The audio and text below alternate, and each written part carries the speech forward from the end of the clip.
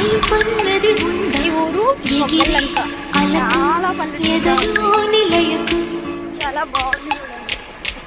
అదుపన్నది ఉందా కలిగే కలకు కరిగే వరకు మెలికలు తిరిగే నది నడకలకు ఇక్కడ చూడండి కథకరాలను